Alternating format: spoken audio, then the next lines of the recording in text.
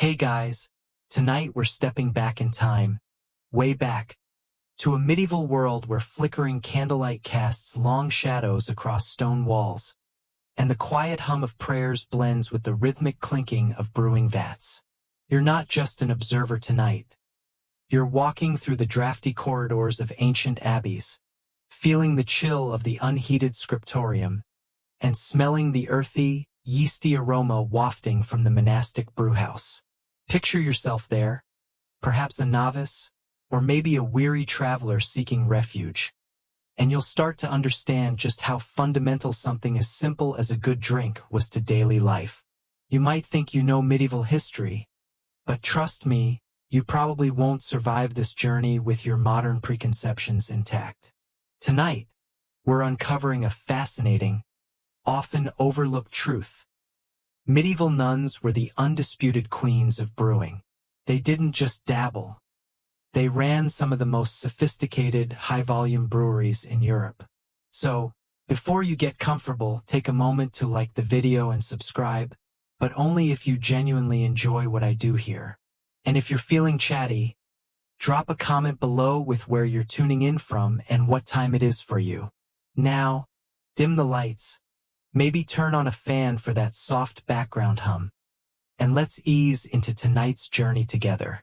You find yourself standing on cold flagstones, your breath misting slightly in the cool air of a medieval convent. The world outside these walls is a chaotic tapestry of feuds, famines, and ceaseless toil. But within, there's a surprising order, a sense of purposeful industry that transcends mere spiritual devotion. You see sisters in their habits, not just bent over prayer books, but bustling with a quiet energy, their hands surprisingly capable. This isn't the tranquil, contemplative existence you might have imagined for a nun. No, this is a hub of activity, a place where sustenance is not merely received but meticulously produced. The very air here, even on a chilly evening like this, carries a faint, comforting scent, a blend of malty sweetness and a yeasty tang that hints at fermentation. It's the smell of beer, and it permeates everything. You might think of beer as a recreational beverage, a modern indulgence, but in the Middle Ages it was far more than that. It was, in essence, a staple food, a vital source of calories and hydration, especially for the working class. Imagine a world where the water from the nearest well could be a death sentence, teeming with unseen pathogens. Drinking directly from a river or even many local springs was a gamble you simply couldn't afford to lose. One sip of contaminated water, and you could be battling dysentery, cholera, or any number of nasty infections that would, more often than not, lead to a grim end. This wasn't some minor inconvenience. It was a constant, pervasive threat to life itself. Historians still argue whether the primary driver for beer consumption was truly taste or simply a desperate need for clean hydration. But the fact remains. Everyone drank it. From the humblest peasant to the loftiest lord, beer flowed as freely as, well, beer. Now, within the walls of a monastery or a convent, this need was even more pronounced. These were large, self-sufficient communities, often hosting dozens, if not hundreds, of residents, nuns, monks, novices, lay brothers and sisters, and even a transient population of pilgrims, scholars, and the poor seeking alms. Feeding and watering such a multitude required an enormous effort, and the solution, time and again, revolved around the humble grain. While bread was a solid foundation, liquid bread beer filled a crucial void. It was safer, more nourishing, and surprisingly versatile. You watch as a group of novices, no older than you, haul sacks of grain, their movements practiced and efficient. They're not just learning prayers. They're mastering the practical arts of survival. The sisters understood, perhaps better than anyone, the intricate dance between spiritual devotion and earthly necessity. Their very existence, their ability to care for themselves and those who depended on them, hinged on their capacity to produce safe, potable liquids. And in a world where water was a killer, beer was literally a lifesaver. You're still in the shadowy depths of that medieval convent, the smell of malt clinging to the air, and it's starting to dawn on you just how dire the situation with water truly was. It wasn't just a matter of taste or preference. It was a matter of life and agonizing death. Imagine, if you will, a world without modern sanitation, without water treatment plants, without the basic understanding of germs that we take for granted every single day. Rivers were often open sewers, filled with waste from humans and animals alike. Wells could be contaminated by runoff, by decaying matter, or by the very animals that used them for drinking. You might see a bubbling spring, seemingly pure, but beneath the surface, it could be a hidden carrier of unseen microbial horrors. It was a terrifying lottery every time you thirsted for a drink. So, while water was available, it was rarely safe. And in a time when medical knowledge was, let's be honest, quite rudimentary. Remember that crocodile dung sunscreen we didn't talk about? Well, it's a good thing we didn't, but suffice it to say, medieval remedies were often less effective than a prayer. Preventing illness was paramount. Once you were sick, especially with something like dysentery, your chances of recovery were slim to none. This constant threat meant that any liquid that could be made safe was prized. And this, my friend, is where beer steps onto the stage, not as a party favor, but as a silent, essential hero. The brewing process, even in its most basic form, inadvertently acted as a purification system. The boiling of the water during the mashing stage was crucial. While medieval brewers didn't understand germ theory, they intuitively knew that heating liquids made them better. That vigorous boil, often sustained for hours, killed off most of the harmful bacteria and pathogens that lurked in the untreated water. Then, the fermentation process, driven by yeast, which they also didn't fully understand but certainly knew how to harness, created alcohol. Alcohol, even in the low percentages found in medieval small beer, further inhibited the growth of undesirable microorganisms. It was a one-two punch against disease, a liquid shield in a world full of microscopic dangers. You can almost hear the soft bubbling of a fermenting vat now, a gentle, reassuring sound in the monastic quiet. It signifies safety, sustenance, and perhaps a small measure of comfort. This wasn't just about avoiding sickness, though. It was also about hydration for incredibly hardworking people. Imagine a farmer toiling in the fields from dawn till dusk, or a nun spending hours on her feet, tending to the sick or weaving textiles. They needed constant hydration, and water was, as we've established, a risky proposition. Beer, even the weak, small beer often consumed by children and adults alike throughout the day, provided that necessary fluid intake without the accompanying risk. Historians still argue whether the perceived benefits of beer outweighed its potential for intoxication, especially for those working long hours, but its role in daily hydration is undeniable. So, you see, the choice wasn't between water and beer for enjoyment. It was often between potentially deadly water and life-sustaining beer. This reality shaped daily life in profound ways, making breweries, and those who ran them, incredibly important institutions. And guess what?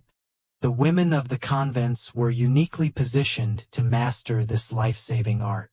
They had the communal infrastructure, the need, and, as we'll soon discover, the ingenuity to turn a basic necessity into an unparalleled product.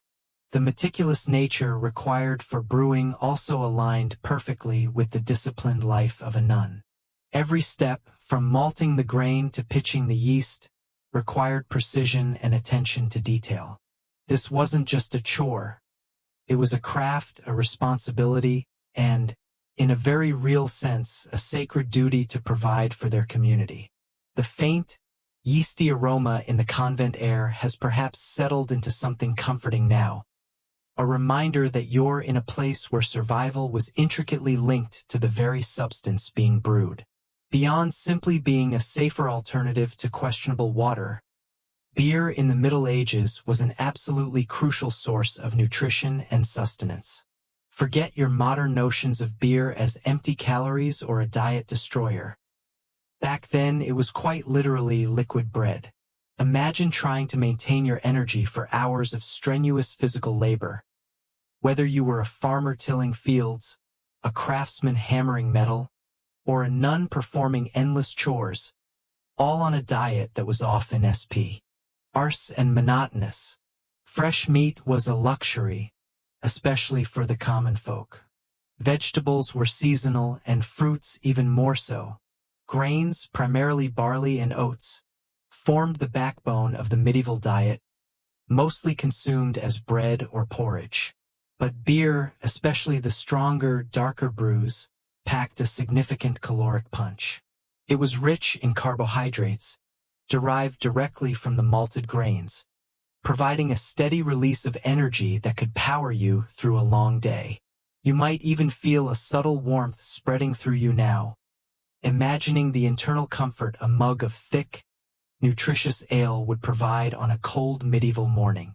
Beyond the sheer calories, medieval beer also offered a surprising array of essential nutrients. The brewing process didn't strip away all the goodness from the grains. In fact, it often made certain vitamins and minerals more bioavailable. Think about the B vitamins, riboflavin, niacin, thiamine, folate, all vital for energy metabolism and overall health. These were present in the yeast and the grains themselves. In a world where deficiency diseases like pellagra, from niacin deficiency, and beriberi, from thiamine deficiency, were common, especially among those whose diets consisted almost solely of refined grains, beer provided a critical supplement. It was, in effect, a primitive yet remarkably effective multivitamin in a mug. You watch as a young nun, perhaps a lay sister, sips from a wooden tankard during a brief break from her duties in the infirmary. She's not drinking to get tipsy. She's drinking to keep going, to stave off hunger, and to ensure her body has the fuel it needs. For the poor, who might barely have enough to eat, a daily ration of small beer could mean the difference between adequate nutrition and slow starvation. Even children drank it, albeit a very weak version, as it was often safer and more nourishing than the local water. Historians still argue whether medieval people truly grasped the nutritional benefits of beer or simply observed its invigorating effects, but its widespread use points to an intuitive understanding of its value. This focus on sustenance meant that breweries, especially those within self-sufficient communities like convents, were viewed not as luxury producers, but as essential services. The nuns weren't just producing a beverage. They were producing a vital foodstuff, contributing directly to the health and well-being of their community and often the surrounding populace. They were, in a very real sense, providing a public service, ensuring that even the most vulnerable had access to safe, nourishing sustenance. The quality of their brew wasn't just a matter of pride. It was a matter of survival. It's a far cry from a modern craft beer, isn't it? No fancy hops, no exotic fruits, just the pure, unadulterated essence of grain, water, and yeast, all contributing to keep medieval society chugging along, one mug at a time. It's a humbling thought, isn't it? How something so seemingly mundane could be so utterly vital. As you continue your imaginary stroll through the medieval convent, the pervasive scent of brewing now feels less like an intrusion and more like the very pulse of the place. You've grasped why beer was so vital, but now you're curious about the how. How exactly did these nuns, centuries before industrial machinery and precise scientific understanding, manage to consistently produce such a crucial commodity? You're stepping into the heart of the brewhouse itself, a bustling, steamy space filled with large wooden vats and the hushed, methodical movements of the sisters. The early brewing methods were, by modern standards, incredibly rudimentary yet surprisingly effective. It all began with malted grain, typically barley or oats, sometimes wheat. Malting was a crucial first step. The grain was steeped in water to germinate slightly, then dried, often over a fire. This process converted starches into fermentable sugars. Imagine the careful tending of these grains, spread out on floors to sprout, then meticulously dried, often by hand. It was an art in itself, demanding a keen eye and patience, because inconsistent malting meant inconsistent beer. Once malted, the grain was crushed, often using simple querns or pestle and mortar, a surprisingly laborious task.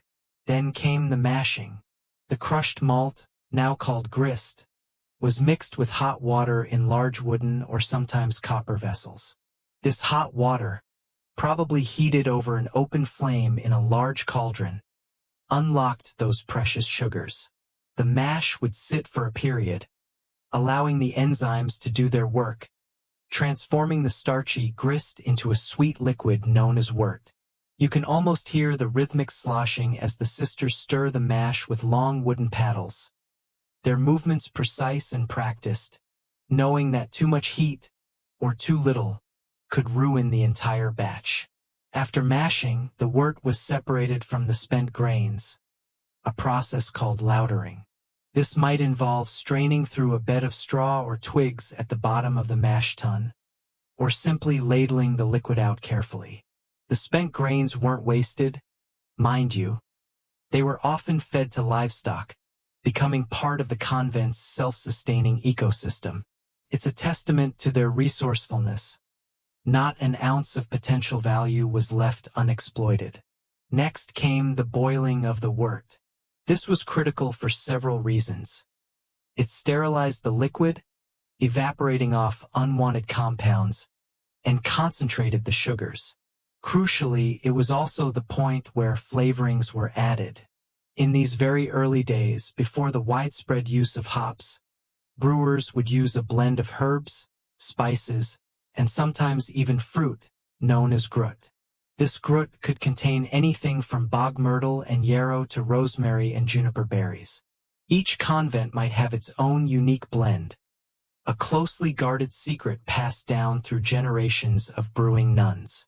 You can imagine the air in the brewhouse, thick with the aroma of boiling wort mingled with the complex, earthy scent of these ancient herbal mixtures. Historians still argue whether grut was primarily for flavor, preservation, or even medicinal properties, but its presence was universal. Finally, once the wort had cooled to a suitable temperature, yeast was added for fermentation. Of course, they didn't have packets of commercially cultivated yeast back then. Instead, they relied on wild yeasts present in the air, or, more commonly, reused the yeast sediment from a previous successful batch. This pitching of yeast was a crucial moment, as the right yeast meant a good beer, and the wrong yeast meant a sour, undrinkable mess. You can picture a sister carefully scooping a small amount of frothy, active yeast from a previous brew, gently introducing it into the fresh wort, trusting in a process they understood empirically, if not scientifically. The vats would then be left to ferment, sometimes for days or even weeks, transforming the sweet wort into potent, nourishing ale. It was a cycle of controlled chaos, reliant on observation, tradition, and an almost intuitive understanding of natural processes. You're still basking in the gentle hum of the convent brewhouse, observing the surprisingly intricate dance of early brewing, and it's become clear that this was no amateur operation. This was serious business. But why, you might wonder, did nuns in particular, these women devoted to God, become such unparalleled masters of this craft?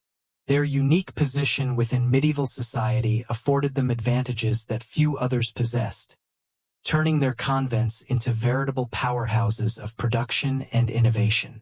First, consider the sheer stability and permanence of a convent. Unlike secular households, which might rise and fall with the fortunes of a family or the whims of a lord, convents were designed to endure. They owned land, accumulated wealth, and operated under a continuous, established hierarchy. This stability meant they could invest in the necessary infrastructure for large-scale brewing. Dedicated brewhouses, large vats, malting floors, and storage cellars. You can imagine the substantial capital required to set up such an operation, something far beyond the means of most ordinary families or even small village brewers. The long-term vision inherent in monastic life meant these investments were seen as sensible and necessary, not speculative. Then there's the crucial factor of labor. Convents were self-sufficient communities with a ready and disciplined workforce. The nuns, along with their lay sisters, servants, and often hired help, provided the consistent manpower needed for the laborious process of brewing. This wasn't a seasonal task. Brewing was often done year-round, requiring constant attention. The monastic schedule, with its emphasis on routine and order, was perfectly suited to the demanding, repetitive tasks of brewing. You see sisters moving with purpose, their movements economical and efficient, honed by years of communal living and shared responsibilities. Historians still argue whether the physical labor involved in large-scale brewing was always performed by the nuns themselves or largely by hired hands, but the organizational and oversight roles clearly fell to the monastic community. Furthermore, convents were often important economic centers. They weren't just places of spiritual retreat. They were landowners, employers, and producers of various goods, from textiles to pharmaceuticals. Brewing was simply another, albeit a very significant, facet of their economic activity. The proceeds from selling beer provided a vital source of income, funding the convent's upkeep, its charitable works, and its ability to care for its members. This economic independence was particularly liberating for women in the medieval period, allowing them a degree of autonomy and influence rare outside the monastic life. You can almost feel the quiet hum of commerce underlying the spiritual life, the knowledge that the quality of their beer directly impacted their ability to fulfill their sacred mission. And let's not forget the knowledge transfer. Within the enclosed walls of a convent, skills and recipes could be passed down through generations of nuns. This institutional memory was invaluable. Imagine a new novice arriving, learning the precise timing for malting barley from a seasoned brewmistress, or being taught the secret blend of grut herbs that defined their convent's unique flavor. There were no brewing schools or formal textbooks. Knowledge was largely experiential and orally transmitted. The continuity of the convent ensured that this precious expertise was preserved and perfected, allowing for consistent quality and even innovation over centuries. This was not just a craft, it was a legacy. Finally, the very disciplined nature of monastic life lent itself perfectly to the meticulous demands of brewing. Brewing requires cleanliness, precision, and adherence to process. A moment's lapse could spoil an entire batch. The virtues of order, patience, and attention to detail, so central to monastic vows, translated directly into excellent brewing practices. It's almost as if the spiritual discipline found a practical, earthly expression in the art of making fine ale. You watch a sister carefully skim the foam from a fermenting vat, her movements deliberate and focused, embodying a devotion that extended from her prayers to her practical contributions to the community. The scent of brewing, now an ingrained part of the convent's atmosphere, serves as a constant reminder that these holy women weren't just praying and tending gardens. They were, in fact, running sophisticated enterprises that made them significant forces in the medieval economy. You're beginning to understand that the convent brewhouse wasn't just a kitchen annex. It was a veritable economic powerhouse. Think about the scale. We're not talking about a few barrels for internal consumption. Many convents were producing beer on a massive scale, enough to satisfy the needs of their large communities and still have a significant surplus for sale. This surplus was crucial. It provided a steady, reliable stream of income, perhaps one of the most consistent and substantial for many monastic institutions. This income wasn't just pocket money. It was the lifeblood that kept the convent functioning. It paid for repairs to the buildings, for food, for new vestments, for books, for charitable donations to the poor, and for the dowries of incoming novices. You can almost hear the subtle clinking of coins in the convent's counting house, the direct result of barrels of ale being sold in the nearby town markets. The quality of monastic beer was often superior to that produced by secular brewers. Why? Because the nuns had access to better resources, better grain, cleaner water, once boiled, of course, and perhaps even a more consistent supply of yeast. Their discipline and meticulousness, born from their monastic vows, translated directly into a more consistent and higher quality product. This reputation for quality meant their beer was highly sought after, commanding better prices and attracting more customers. It was, in essence, a premium brand in a nascent market. Imagine medieval townspeople lining up at the convent gates, eager to purchase a brew known for its purity and potency, a stark contrast to the often dubious quality of ale from common taverns. This economic influence extended beyond mere sales. Convents with thriving breweries often employed local laborers for various tasks, hauling grain, cleaning vats, transporting barrels. They were significant employers, contributing to the local economy and forging strong ties with their surrounding communities. This employment provided stability and income for many families in an age of precarious livelihoods. It allowed convents to integrate themselves deeply into the fabric of society, becoming indispensable economic anchors. Historians still argue whether this economic engagement sometimes overshadowed the spiritual mission for some monastic houses, but their practical impact is undeniable. Furthermore, the wealth generated by their brewing operations allowed convents to expand their charitable activities. They could offer more substantial alms to the poor, provide more extensive care for the sick in their infirmaries, and even offer education to local children. The beer they brewed fueled not just their own survival, but also their mission of compassion and community service.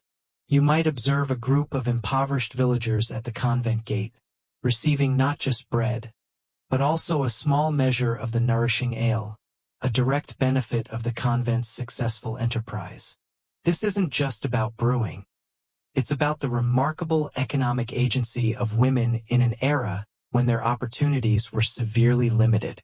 Within the convent walls, nuns found a sphere where they could exert significant control over production, finance, and distribution. They were managers, entrepreneurs, and quality controllers wielding real economic power. Their breweries were not just a means of sustenance. They were engines of prosperity, contributing significantly to the regional economy and establishing the nuns as powerful, influential figures, far beyond the traditional image of quiet devotion.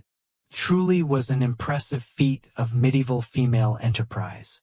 The rhythmic clinking and bubbling in the convent brewhouse continues, a steady soundtrack to your immersion in medieval monastic life. You've seen how these nuns built economic powerhouses, but now you're about to witness a quiet revolution that fundamentally changed the very nature of their product: the widespread adoption of hops. For centuries, as we touched on earlier, beer was flavored and preserved with grut, that mysterious blend of herbs and spices. Grut could include anything from sweet gale and yarrow to spruce tips and even mugwort.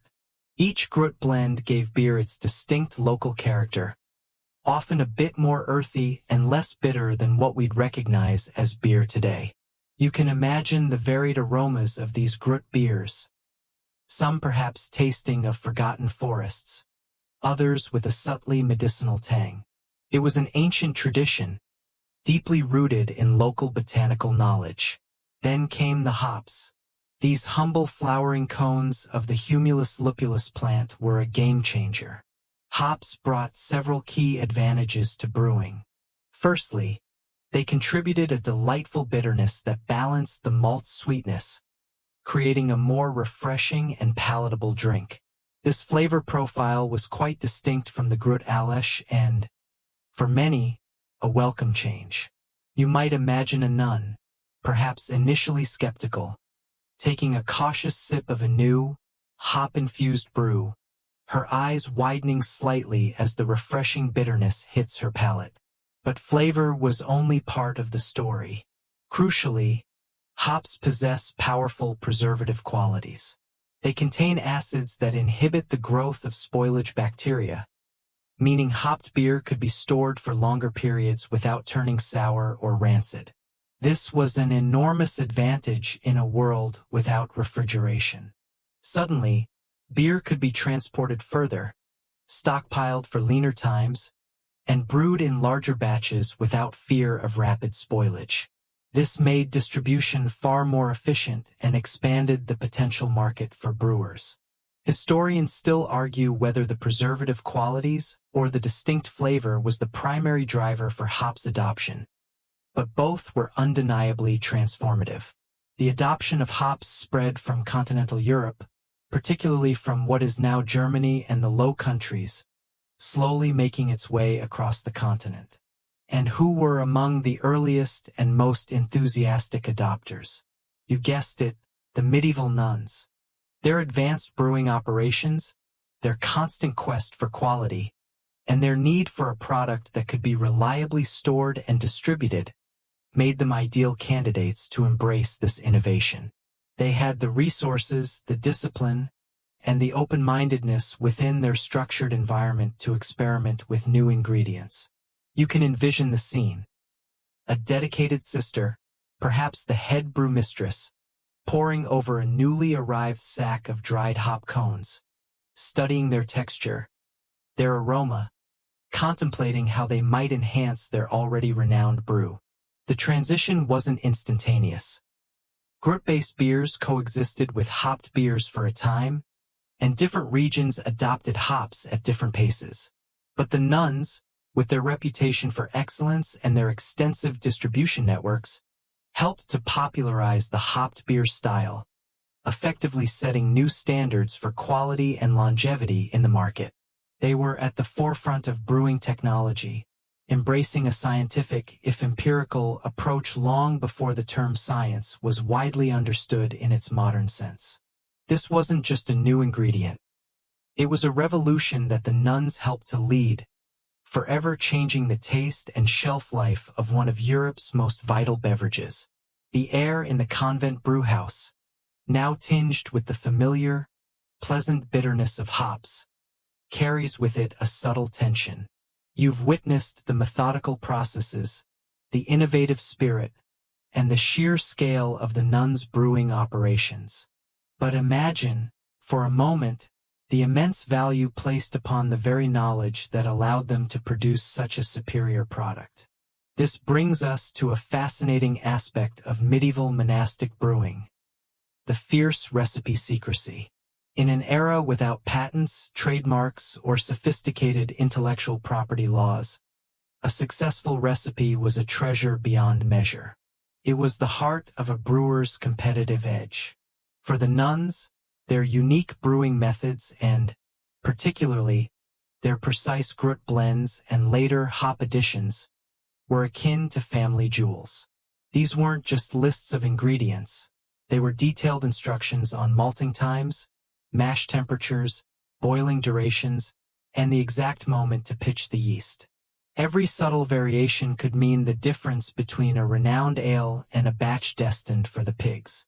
You might picture an older, wizened brewmistress, her hands stained from years of handling malt, carefully whispering instructions to a hand-picked novice. These secrets weren't written down in easily accessible ledgers. They were passed verbally, often from one head brewer to her chosen successor, sometimes over years of apprenticeship. It was an oral tradition, steeped in practice and intuition, making it incredibly difficult for outsiders to replicate. Imagine the pressure on that novice, knowing that the very economic well-being of her community could depend on her ability to absorb and perfectly execute these ancient, unwritten protocols. Historians still argue whether the secrecy was absolute or if some aspects of their recipes inevitably leaked out through shared knowledge in the broader community. Consider the ingredients themselves.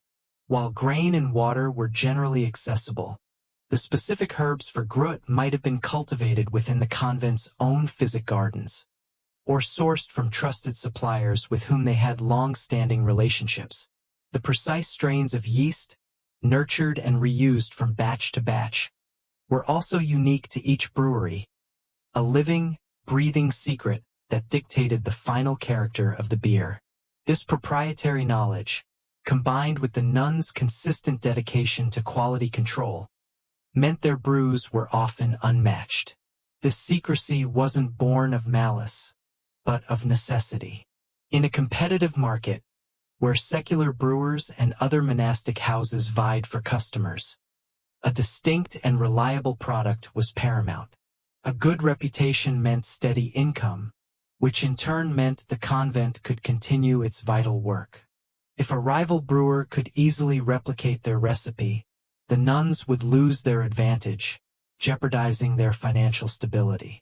So, the walls of the convent served not only as spiritual sanctuaries but also as very effective industrial espionage barriers. You can almost feel the weight of this responsibility, the quiet pride in knowing that their product was unique, their methods guarded, and their reputation solid.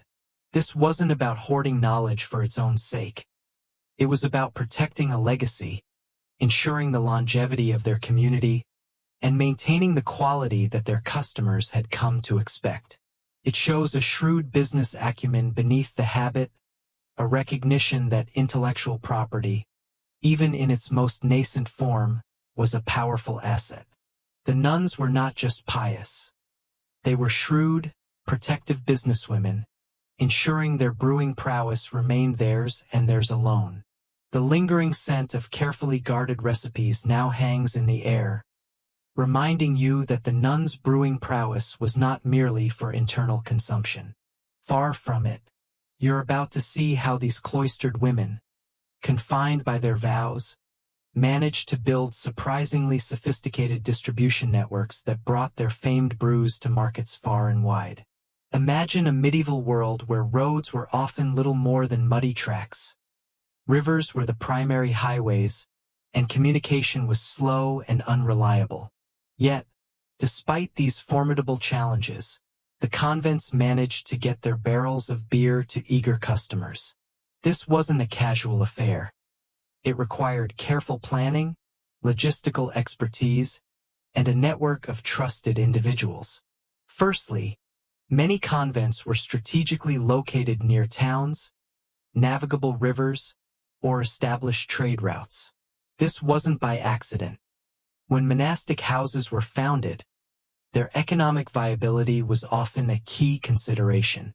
Proximity to potential markets and efficient transport links was vital. You can visualize barges, laden with wooden barrels, slowly making their way down a lazy river, each barrel bearing the mark of a specific convent, a silent testament to the nuns' reach. Or perhaps you see sturdy carts, pulled by oxen or horses, rumbling along a dusty track, carefully transporting the precious cargo to a bustling market square. The nuns employed a variety of methods for sale and distribution. They might have established their own selling points or stalls in nearby towns, often staffed by lay sisters or trusted secular agents. These were not unlike modern-day brewery taprooms, where customers could come directly to purchase their favorite ale. You can almost hear the bartering and the clinking of coins as a thirsty townsman exchanges his hard-earned silver for a jug of the convent's renowned brew. For wider distribution, they relied on a network of merchants and traders. These were individuals who would purchase the beer wholesale from the convent and then transport it to more distant markets or distribute it to local taverns. Building trust with these merchants was paramount. The consistent quality of the Nuns' beer meant these traders could rely on a profitable product, fostering long-term relationships. This created a symbiotic relationship. The merchants gained a sought-after commodity, and the nuns gained access to markets they couldn't reach directly. Historians still argue whether the nuns directly managed every aspect of these networks or primarily delegated to male agents, but the ultimate oversight and benefit certainly resided with the convent. The logistics involved were impressive. Barrels had to be coopered to perfection to prevent leakage. The beer, especially the hopped varieties, needed to withstand the rigors of travel. Records had to be kept of sales, inventory, and payments, often managed by the convent's bursar, a nun with sharp business acumen. You can imagine her, perhaps late into the night, meticulously tallying figures by candlelight, ensuring every last penny from their liquid gold was accounted for. This wasn't just about moving product, it was about building a reputation. The convent's name became synonymous with quality and reliability. Word of mouth, even in the slow-paced medieval world, traveled far, drawing customers from greater distances. The very act of selling their beer helped to spread their influence, making them not just spiritual guides, but economic pillars in their regions. It's a fascinating testament to how these seemingly secluded communities managed to operate with such extensive commercial reach, proving that even behind high walls, the drive for economic prosperity and community support found remarkable avenues for expression. You're moving through the convent's distribution network, seeing how their liquid gold reached thirsty customers far and wide, and it's becoming clear that none of this success would have been possible without an unwavering commitment to quality. Control. In a time before standardized measurements, refrigeration, or even a basic understanding of microbiology, the nuns' ability to consistently produce high-quality beer was nothing short of remarkable. Imagine for a moment the challenges they faced. A bad batch wasn't just a waste of ingredients. It was a blow to their reputation, a loss of income, and potentially a source of illness for their customers. This immense pressure fostered a culture of meticulousness, a dedication to process that ran deep within the monastic ethos. You can almost feel the stringent standards being upheld, a silent, unwritten code of excellence guiding every hand in the brewhouse. One of the most fundamental aspects of their quality control was the selection of raw materials. The nuns, or their appointed agents, would have been discerning buyers of grain. They knew that fresh, properly stored barley or oats were essential. They'd likely inspect for mold, insect infestation, or dampness that could ruin a batch before it even began. This attention to sourcing meant they started with the best possible ingredients, laying a solid foundation for a superior product. Think of a nun, perhaps a lay sister, expertly running her fingers through a sack of grain, her nose twitching subtly, discerning its quality purely by feel and scent. Then there was the consistency of the brewing process itself. While they didn't have thermometers or hydrometers, experienced brewmistresses understood the importance of temperature. They learned through trial and error, passing down precise observations about the ideal heat for mashing or the right coolness for pitching yeast.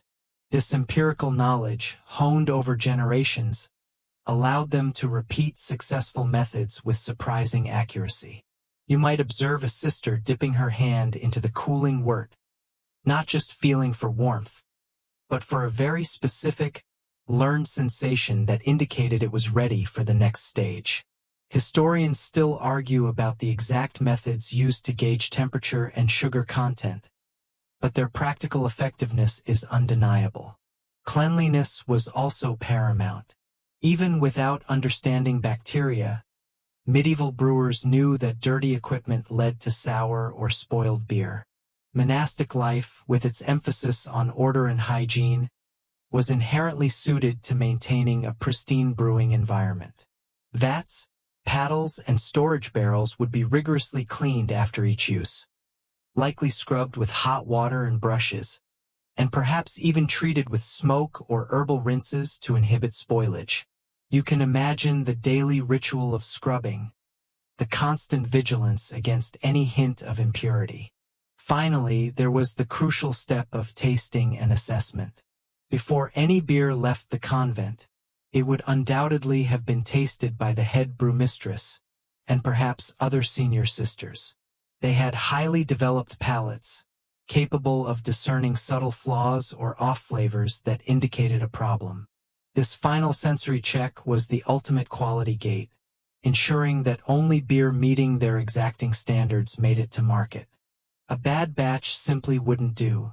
It would be destined for internal consumption, perhaps for those who weren't quite as discerning or simply diluted, or even discarded. This rigorous internal evaluation process ensured that the convent's reputation for excellence was fiercely protected, batch after painstaking batch.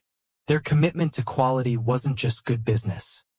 It was a deeply ingrained principle, a testament to their dedication to providing sustenance, safely and consistently, to their community and beyond. The meticulous care for quality control, still echoing in the clean, orderly brewhouse, naturally brings to mind the broader brewing landscape of medieval Europe. The nuns, despite their cloistered lives, weren't operating in a vacuum. They existed within a vibrant, often competitive world of brewers, constantly navigating the dynamics of competition and collaboration with secular brewers and other monastic houses. Imagine the bustling market day in a medieval town. You'd find stalls laden with various goods, and undoubtedly, several vendors hawking their different alesh.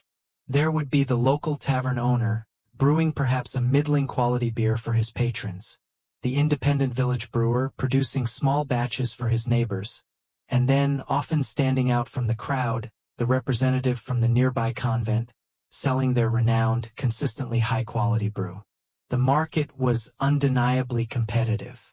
Every brewer wanted a share of the thirsty populace, and a superior product, combined with a reliable distribution network, was the key to success.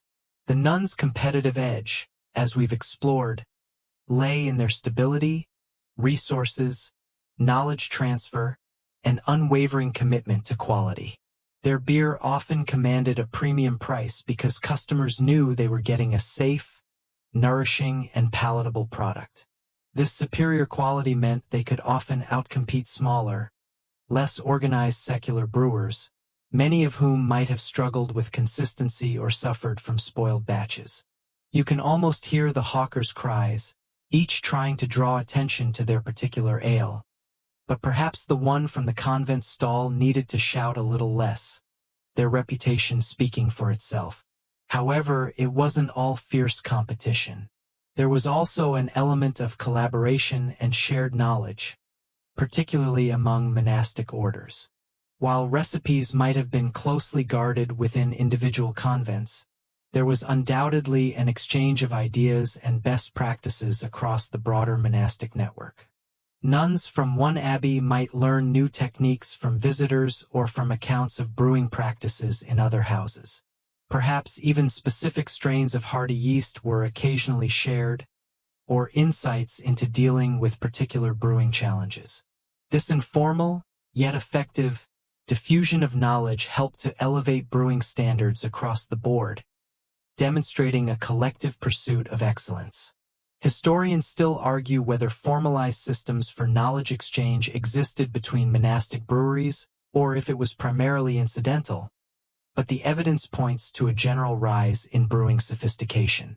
Furthermore, secular brewers often learned from monastic practices. The sheer scale and success of convent breweries would not have gone unnoticed.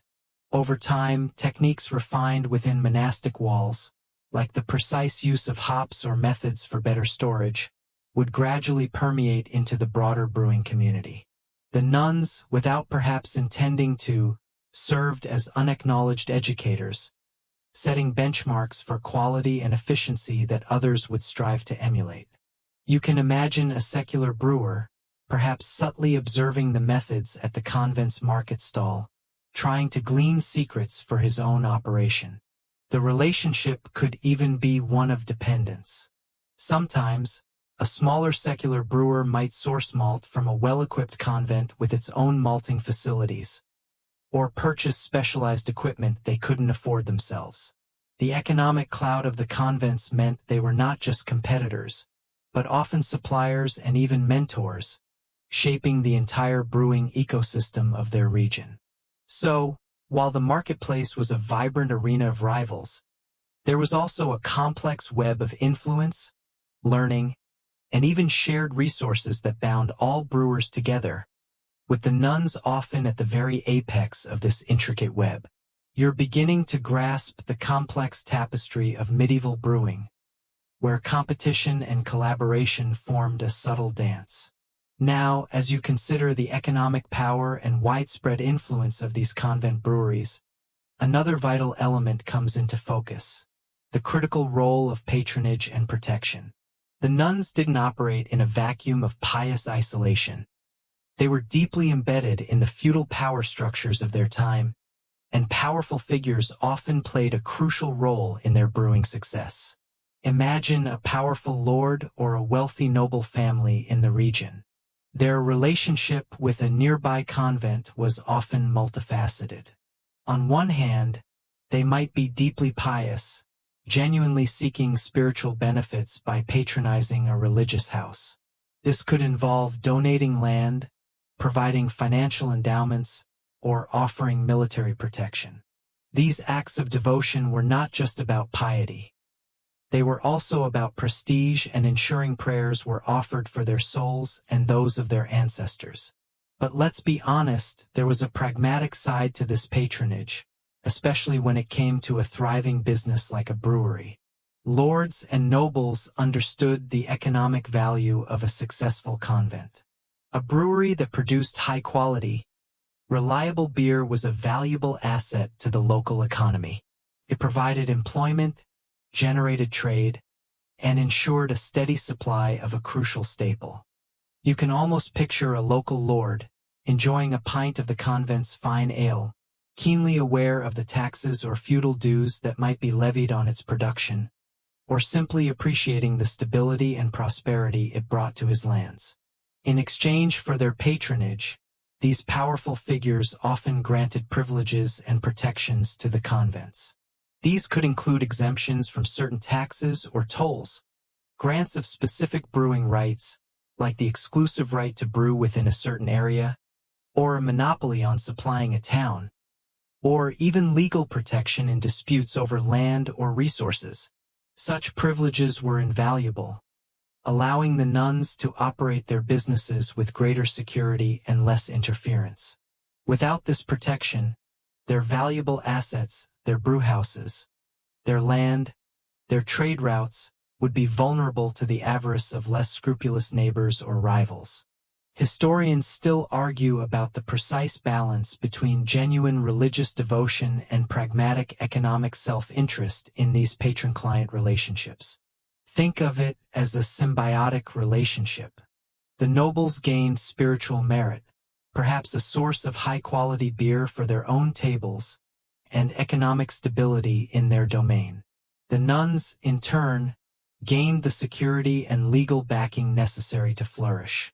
You might see a group of armed retainers, bearing the crest of a local baron, stationed near the convent gates, a silent message to any who might consider encroaching on its valuable enterprise.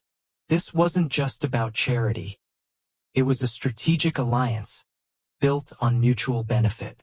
Furthermore, royal patronage could elevate a convent's status significantly.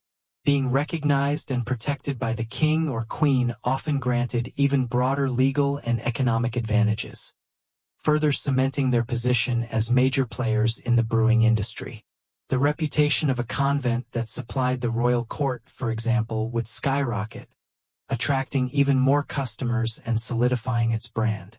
So, while the nuns were industrious and innovative, their success was also often intertwined with the political and economic landscape of medieval Europe.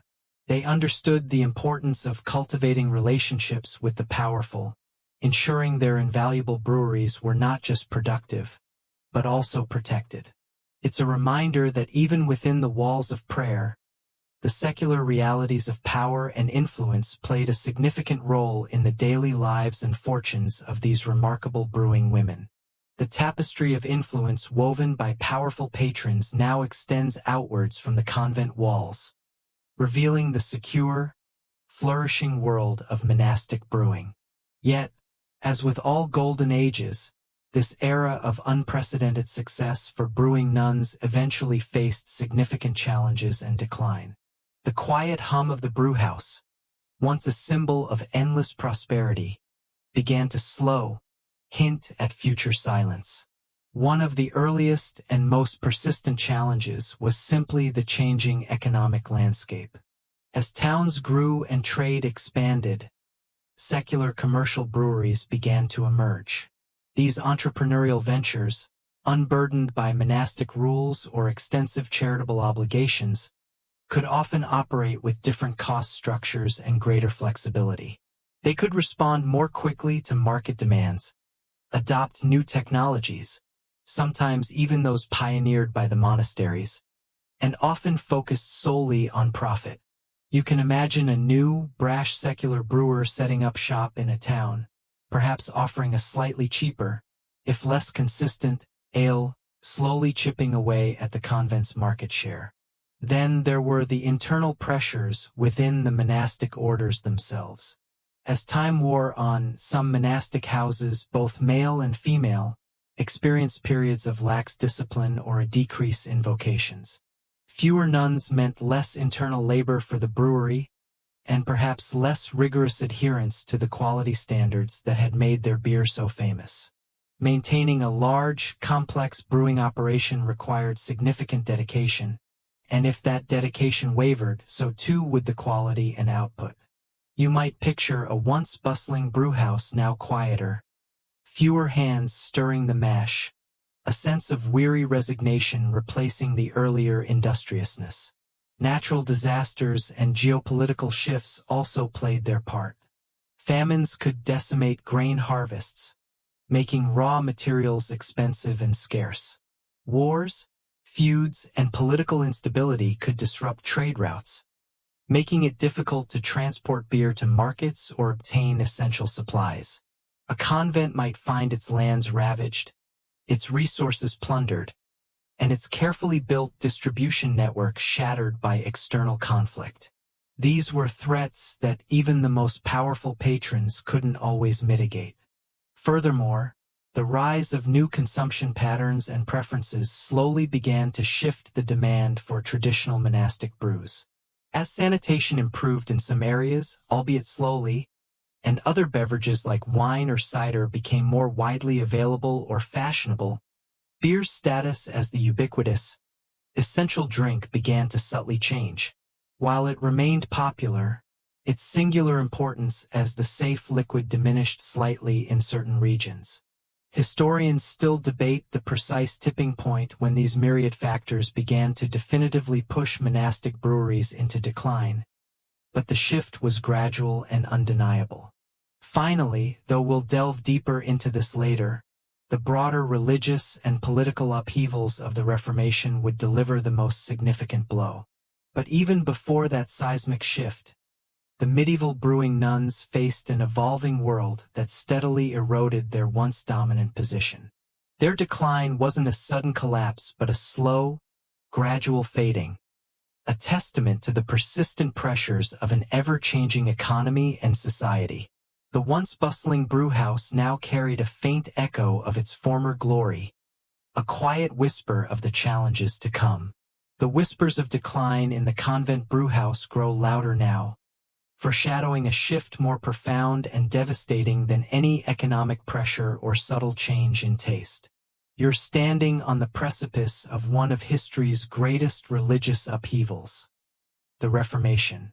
This wasn't just a theological debate.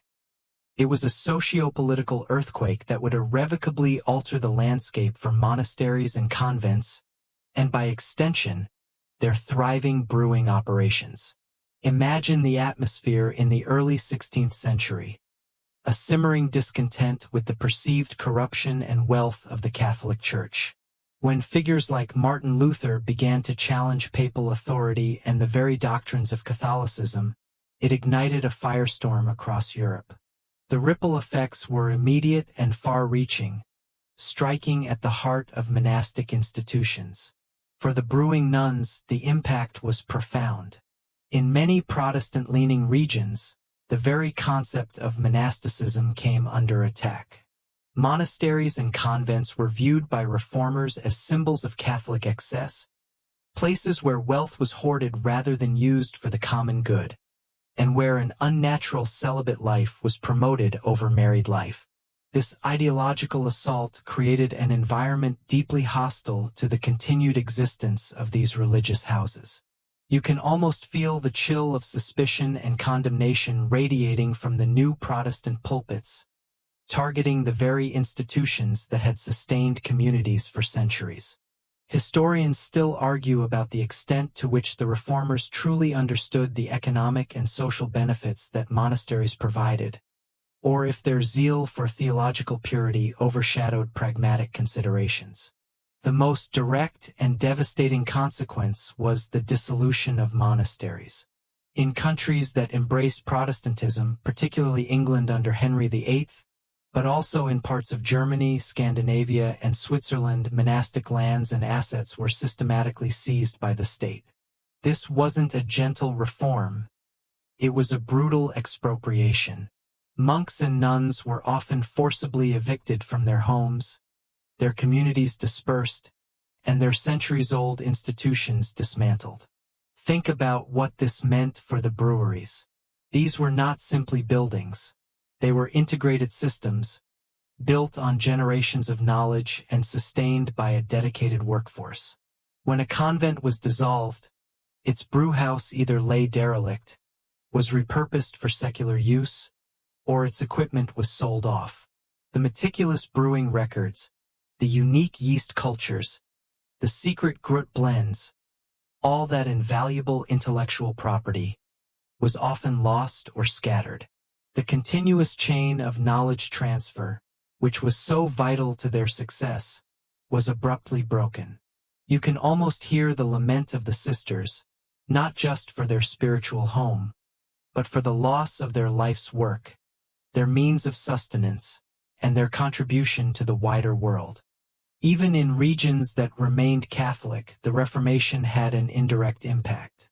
The Catholic Church itself underwent significant reforms in response to the Protestant challenge, leading to stricter monastic rules and a greater emphasis on spiritual purity over worldly enterprise.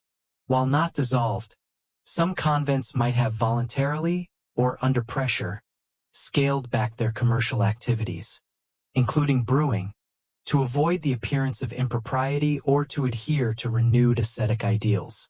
The Reformation, therefore, marked a turning point. It wasn't just a religious schism. It was an economic disruption of monumental proportions for the monastic brewing industry. The once vibrant, industrious convents, which had for so long been at the forefront of brewing innovation and distribution, found their very foundations crumbling beneath the weight of religious zeal and political ambition. The sound of bubbling wort and clinking barrels began to fade, replaced by the chilling silence of abandonment, a stark reminder of how quickly even the most established institutions can fall. The echo of the Reformation's hammer blows still reverberates through the empty halls of former convents. You've witnessed the ideological assault on monastic life, but now you're about to see its most tangible and devastating consequence: the direct, often brutal dissolution of monasteries. This wasn't merely a scaling back. It was a wholesale dismantling, a state-orchestrated seizure of assets that irrevocably changed the face of Europe and silenced countless brewing vats forever. Consider, for example, the situation in England under King Henry VIII. Faced with the Pope's refusal to annul his marriage, Henry declared himself the head of the Church of England, unleashing a torrent of changes. The most significant, for our story, was the systematic dissolution of all monasteries, convents, priories, and friaries between 1536 and 1541. This wasn't a gradual process of natural decline. It was a rapid, often violent act of state power. Commissioners were dispatched to every religious house, their purpose clear: to inventory, seize, and sell off all monastic property. Imagine the scene at a flourishing convent, perhaps one you've just been touring in your mind's eye. The sisters, who had lived lives of dedication and industriousness, who had brewed the finest ale for generations, suddenly faced eviction. Their community, their home, their source of livelihood, all were declared forfeit. You might visualize the cold, stern faces of the king's commissioners, their legal documents crisp and unyielding, as they methodically catalog every asset. The church silver, the precious manuscripts, the fertile lands, and yes, the gleaming copper vats and sturdy wooden barrels of the brewhouse. What happened to these once thriving brewing operations? In many cases, the buildings were simply pulled down, their stones repurposed for secular constructions. The valuable lead from the roofs was melted down. The bells from the church towers melted for cannon. The brewing equipment, the mash tuns, the coppers, the fermenting vessels was often sold off to secular brewers or landowners, sometimes for a pittance, sometimes simply destroyed if there was no immediate buyer. The knowledge, remember that carefully guarded recipe secrecy? It largely vanished with the dispersed nuns. There was no institutional framework left to preserve it. You can almost hear the creak of empty vats, the ghostly silence replacing the once vibrant hum of industry. Historians still argue about the true economic motivations behind Henry VIII's dissolution, debating whether it was primarily about wealth acquisition or genuine religious conviction, but the impact on monastic life was total. The nuns themselves faced dire circumstances. Some were given small pensions, often insufficient to live on. Many were simply cast out, forced to rely on relatives or charity, losing the only life they had ever known. Their carefully cultivated skills, including their unparalleled brewing expertise, were suddenly rendered largely irrelevant in a world that no longer had a place for them in their traditional roles. This was not just the end of a religious institution. It was the end of a significant economic and social force, particularly for women, who found their sphere of influence dramatically curtailed. This dissolution wasn't confined to England, though it was perhaps most thoroughly executed there. Similar processes occurred in other Protestant regions of Europe, each contributing to the widespread dismantling of monastic brewing. The market, once dominated by these consistent, high-quality monastic brews, was now wide open. This vacuum would soon be filled, but by a very different kind of brewer, heralding the rise of entirely new commercial enterprises. The medieval era of nuns as brewing titans had, with astonishing speed, come to an abrupt and sorrowful end. The echoes of dismantled convents and confiscated assets still hang heavy in the air, a stark reminder of how dramatically the Reformation had reshaped Europe. With the widespread dissolution of monasteries, the once dominant reign of monastic brewers, particularly the nuns, came to an abrupt end. But the demand for beer didn't simply vanish. Into this vast economic void stepped a new force: secular brewing rises. Imagine the open market now, no longer dominated by the consistent, high-quality brews from the convents. The common people still needed their daily sustenance, their safe hydration, their liquid bread. And where there's a need, there's an opportunity for entrepreneurs. This period saw a rapid expansion of commercial, lay-owned breweries, often operating with a different set of priorities and structures than their monastic predecessors. You might envision the bustling streets of burgeoning towns, new signs appearing above doorways, advertising fresh ale brewed by individuals or families, rather than by religious orders. These new secular brewers often face challenges. They didn't always have the same access to large landholdings for grain production or the consistent, disciplined workforce of a convent. Many began on a much smaller scale, perhaps as extensions of taverns or as family businesses. However, they also had distinct advantages. They were unburdened by monastic rules or spiritual obligations. Their primary focus was profit, allowing them to be more agile in adapting to market trends and less constrained by traditional methods. Interestingly, many of these rising secular brewers often benefited directly from the dissolution. The very equipment from dissolved monasteries, the copper kettles, the large wooden vats, even specialized tools was sold off, sometimes at bargain prices. A savvy entrepreneur could acquire high-quality brewing apparatus that would have been prohibitively expensive to build from scratch. You can almost see a shrewd businessman inspecting the sturdy, well-maintained equipment from a former convent brewhouse, recognizing its inherent value and its potential to jumpstart his own enterprise. Historians still argue whether the quality of secular beer immediately matched that of monastic brews, or if there was a temporary dip in overall quality during this transition period. Moreover, the knowledge didn't entirely disappear. While the institutional memory of the convents was broken, some lay brothers or sisters who had worked in monastic breweries might have found employment with secular brewers, carrying with them fragments of that invaluable expertise. The widespread adoption of hops, a key innovation often championed by monastic brewers, had already laid the groundwork for more stable, exportable beer, a factor that greatly benefited the burgeoning commercial industry.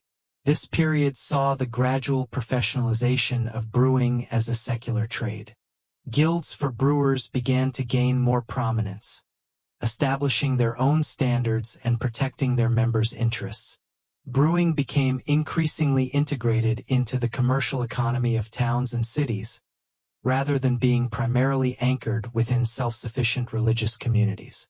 The sheer scale of production would eventually shift from the self-contained abbey to the urban commercial brewery, setting the stage for the industrial brewing that would emerge centuries later. The quiet, communal industry of the nuns gave way to a louder, more overtly commercial enterprise. While the motivations might have changed, the fundamental need for safe, nourishing beer remained. The rise of secular brewing filled a critical void, albeit in a very different way, laying the groundwork for the modern brewing industry we know today. It was a transfer of power from the sacred cloister to the bustling marketplace, a silent acknowledgement that even as one era ended, the demand for this vital beverage continued unabated.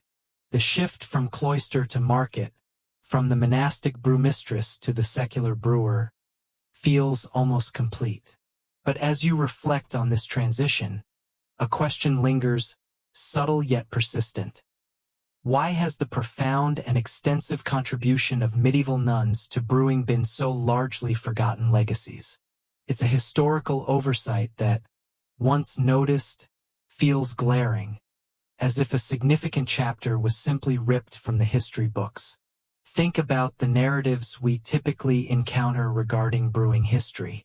They often focus on male figures. Monks are sometimes mentioned, early master brewers in towns, or later the great industrial magnates. The image of the medieval nun, if it appears at all, is usually one of quiet contemplation, of prayer and needlework, perhaps tending to the sick. It rarely involves the bustling, steamy, commercially vibrant world of a large-scale brewhouse. This omission is not accidental. It's a product of several historical forces that conspired to erase their significant role. One major factor is the patriarchal nature of historical record-keeping. For much of history, Those who wrote and preserved records were overwhelmingly male monks, scribes, later academics. The contributions of women, particularly in economic or industrial spheres that were not traditionally considered feminine, were often overlooked, deemed less important, or simply not deemed worthy of detailed documentation. The meticulous records of a convent's brewing operation, if they even survived the dissolution, might have been dismissed as mere domestic accounting, rather than recognized as vital economic history. You can almost feel the historical bias, a silent filter that selectively preserved certain narratives over others. Then there's the disruption of the dissolution itself. When convents were dissolved, their institutions were dismantled. There was no continuous line of succession, no surviving entity to champion their historical role. The secular breweries that rose in their place had no vested interest in highlighting the achievements of their predecessors, especially those linked to a suppressed religious order. It was a break in continuity, a profound fracture in institutional memory. Historians still argue about the precise amount of historical documentation that was deliberately destroyed versus simply lost due to neglect or the chaotic nature of the dissolutions. Furthermore, the changing social perception of brewing played a role. As brewing transitioned from a domestic or monastic necessity to a commercial industry, and later to a heavily industrialized one, it became increasingly masculinized. The image of the brewer shifted from the careful, community-focused nun to the robust, often male entrepreneur or factory owner. The very act of brewing, once an extension of household or monastic provision, became a specialized, often physically demanding, male-dominated trade. Finally, the very nature of monastic life contributed to their relative obscurity. While economically powerful, convents were, by definition, somewhat closed communities. Their innovations and successes were largely contained within their walls or disseminated through their direct commercial networks, rather than through widespread public recognition or published works.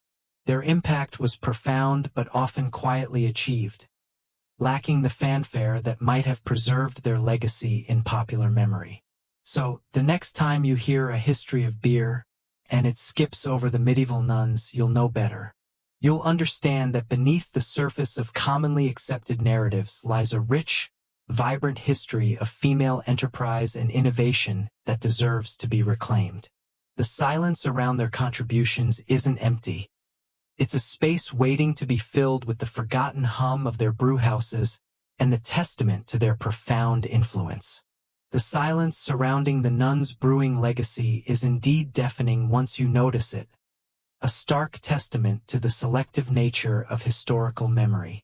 But as with many forgotten tales, there's a growing movement to rekindle the flame, to embark on modern revival efforts that seek to understand, honor, and even recreate the brewing traditions of these remarkable women. Imagine a group of passionate modern brewers, perhaps historians with a keen interest in historical crafts, or even contemporary nuns and monks looking to reconnect with their order's heritage. They pore over dusty medieval texts, not just for spiritual guidance, but for clues about ancient brewing practices.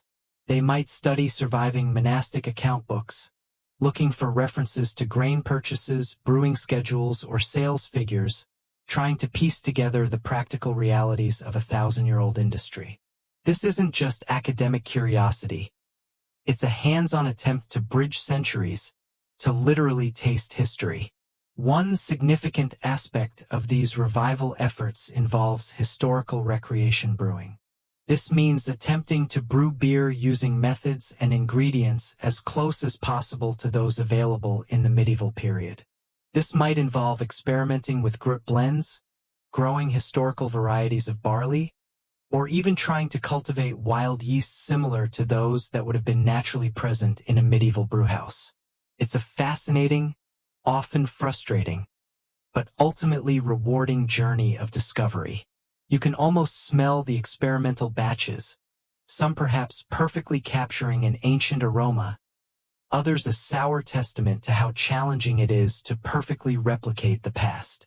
Historians still argue about the precise degree of authenticity that can truly be achieved in these modern recreations, given the inherent lack of detailed medieval brewing manuals. Beyond the experimental brewing, there's also a growing interest in scholarly research. Academics are re-examining monastic archives, not just from a theological perspective, but specifically looking for evidence of economic activities, particularly brewing. They're trying to identify which convents were most active, what scale of production they achieved, and how their brewing operations fit into the broader economic landscape of their regions. This research helps to solidify the historical record, moving the nuns' contributions from anecdotal tidbits to well-documented historical fact. Perhaps one of the most exciting aspects is the re-establishment of monastic brewing in some contemporary religious communities. While not as widespread or commercially dominant as in the Middle Ages, there are modern monastic breweries, both male and female, that draw inspiration from historical traditions. These operations often emphasize artisanal quality, local ingredients, and a connection to the monastic values of craftsmanship and community provision. They serve as a tangible link to the past, a living testament to the enduring legacy of monastic brewing. You might find yourself in a small, modern monastic brewery, the air once again filled with the comforting scent of malt and hops, as a brother or sister explains their efforts to honor the traditions of their medieval predecessors. These revival efforts aren't just about making beer. They're about reclaiming history. They're about challenging established narratives and bringing to light the often overlooked contributions of women to economic and technological development. They serve as a powerful reminder that history is not a static, finished story, but a dynamic field where new discoveries and reinterpretations are always possible. The sound of forgotten history is slowly being replaced by the gentle clinking of bottles, a new chapter being written by those who refuse to let the brewing nuns remain in the shadows. The quiet hum of modern revival efforts, the clinking of bottles in nascent monastic breweries, serves as a powerful counterpoint to the forgotten past. This deliberate act of remembering brings us to a crucial point about the medieval brewing nuns. Their story fundamentally challenges and forces us to reconsider traditional gender roles in the medieval period.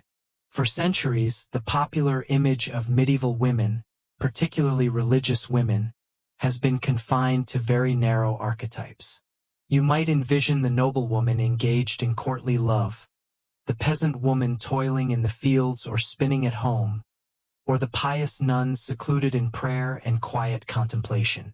What's often missing from this tapestry is the image of women as skilled managers, entrepreneurs, innovators, and significant economic actors. The brewing nuns explode this simplistic view. Here were women who, within the confines of their religious vows and the social strictures of the age, wielded significant economic power. They oversaw complex industrial operations, managed large workforces, both internal and external, controlled valuable assets, and engaged in sophisticated trade and distribution. This wasn't a quaint domestic chore. This was heavy industry by medieval standards. You can almost feel the tangible shift in perspective as you realize these women were not just passive recipients of support, but active producers and economic drivers. Historians still argue about the extent to which this economic agency within the convent walls translated into broader societal influence for women outside. But within their own sphere, it was undeniably substantial. The convent offered a unique space where women could exercise intellectual and administrative talents that might have been stifled in secular society. For a woman of noble birth, entering a convent could offer an alternative to a politically motivated marriage, allowing her to pursue intellectual interests or administrative responsibilities that were often denied to her in the outside world. For women of humbler origins, joining a convent could provide education, security, and a pathway to a life of purpose and skill development. far beyond the domestic sphere. Imagine a bright, capable young woman finding her calling not just in spiritual devotion, but in the meticulous art and complex management of the brewery, rising through the ranks to become the revered brewmistress. This history reveals a fascinating paradox. While monastic life involved withdrawal from the secular world, it simultaneously provided a framework for women to engage with it in incredibly practical and economically powerful ways. They were self-sufficient and often contributed significantly to the local economy, not through traditional feminine crafts like embroidery, but through a robust, male-dominated industry. They were not just consumers, they were major producers. So, when you consider the medieval period, don't just picture knights and lords or quiet ladies. Add to that mental image the formidable brewing nun, a woman in a habit, yes, but also a savvy businesswoman, a quality controller, a logistician, and a manager whose skilled hands and sharp mind produced one of Europe's most vital commodities. Their story forces us to broaden our understanding of medieval female agency and to acknowledge the diverse ways in which women shaped the economic and social landscape of their time. It's a powerful testament to the fact that capability and enterprise know no gender, even when societal norms might try to dictate otherwise. The image of the brewing nun, now firmly etched in your mind, serves as a powerful antidote to simplistic historical portrayals. You've come to understand that these women were far more than just pious recluses. They were highly competent, skilled individuals who shatter the conventional stereotype of medieval women as merely domestic figures or spiritual devotees. You are looking at them as astute administrators and resourceful entrepreneurs. Imagine peeling back the layers of misconception. The stereotype often paints a picture of a nun as someone meek, withdrawn from the world, perhaps spending all her hours in quiet prayer or tending to a small garden. While spiritual devotion was undeniably central to their lives, it didn't preclude practical, worldly engagement. In fact, for many convents, economic activity was a crucial aspect of their spiritual mission, enabling them to be self-sufficient and to perform acts of charity. The brewing operations were not a side hobby. They were core enterprises requiring significant talent and dedication. Consider the role of the abbess, the head of a convent. She was not just a spiritual leader. She was also the CEO, the chief administrator of a complex organization. She oversaw vast estates, managed numerous personnel, both religious and secular, negotiated with powerful landowners, dealt with legal matters, and, crucially, directed the convent's economic ventures, including its brewery. Her administrative skills had to be sharp, her financial acumen keen, and her leadership unwavering. You can almost see her, not in a stained glass window, but at a wooden table piled with ledgers, making critical decisions about grain contracts or distribution routes. And then there was the brewmistress, the direct manager of the brewing operation. This was a position of immense responsibility and expertise. She needed a deep, empirical understanding of chemistry and biology, even if she didn't call it that. A meticulous eye for detail, and the organizational skills to manage the entire process, from malting to fermentation to storage. She trained novices, managed supplies, ensured quality, and probably troubleshoot brewing problems that would baffle modern chemists. This wasn't a job for the faint of heart or the easily flustered. It demanded a sharp mind and a steady hand. Historians still argue whether the administrative duties of an abbess or the technical mastery of a brewmistress was the more critical factor in a convent's brewing success. The nuns' entrepreneurial spirit is also striking. They didn't just brew for their own consumption. They brewed for profit, actively engaging in the medieval marketplace. They understood concepts like supply and demand, quality control, brand reputation, and efficient distribution. They were innovative, embracing new technologies like hops when they proved beneficial. This wasn't passive commerce. It was active, strategic business management in an era when most women had no independent legal or economic standing. So, when you think of medieval nuns, let that image expand. Picture them not just with rosaries, but also with ledger books. See them not just in contemplation, but also coordinating vast production schedules. Acknowledge them not merely as pious figures, but as formidable economic players, whose ingenuity and diligence built thriving businesses from the humble ingredients of grain and water. Their story is a powerful testament to the multifaceted capabilities of women, even within the most seemingly restrictive historical contexts, proving that enterprise and leadership often found fertile ground in the most unexpected places. They were, in essence, the quiet titans of medieval industry, shattering stereotypes one barrel of ale at a time.